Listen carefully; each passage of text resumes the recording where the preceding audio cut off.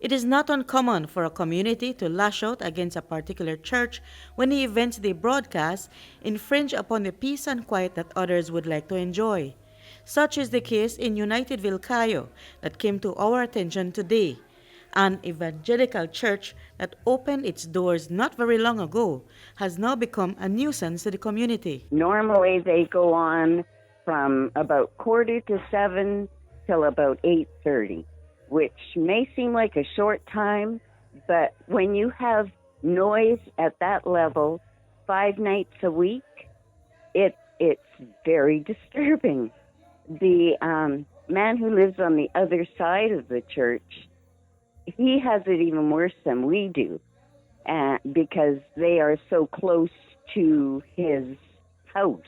Pauline Lankin told us that she has approached the pastor of the church but did not get a favorable response. I went over and asked them to turn it down. They told me they weren't praying for humans, that they were praying to God.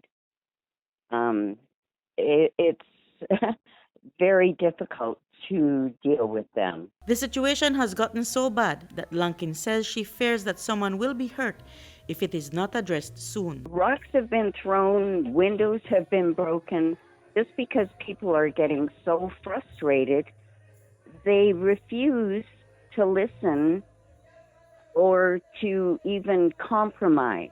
It's just gotten to a point where I'm afraid that blood is going to be shed, because people around them are getting very upset. Lankin and a couple other villagers have written to the Department of the Environment seeking their assistance, and today Environmental Officer Marlene de la Fuente said they are looking into it. If it's a noise complaint, we need to use the decibel meter, which is a device that records the volume, the extent of the volume of the noise being emitted.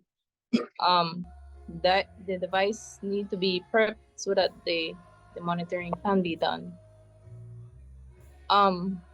In cases such as this, which is a noise complaint from a church,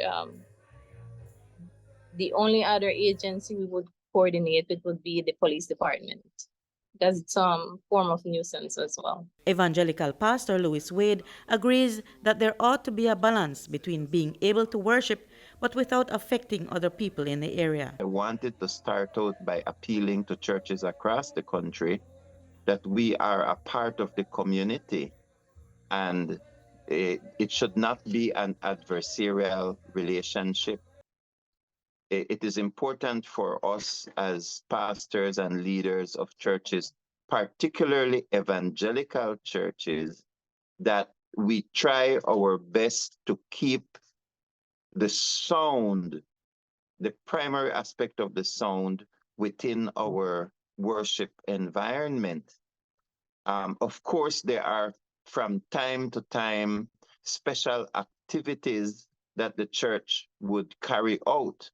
And we would expect that the community would know that this would not be on a regular basis, and also that it would not violate the laws of the nation. Wade, in appealing to his fellow church leaders, said that if the churches cannot control the songs that emanate from their events, then the laws might be amended and enforced to keep them all in line. Reporting for News 5, I'm Marion Ali.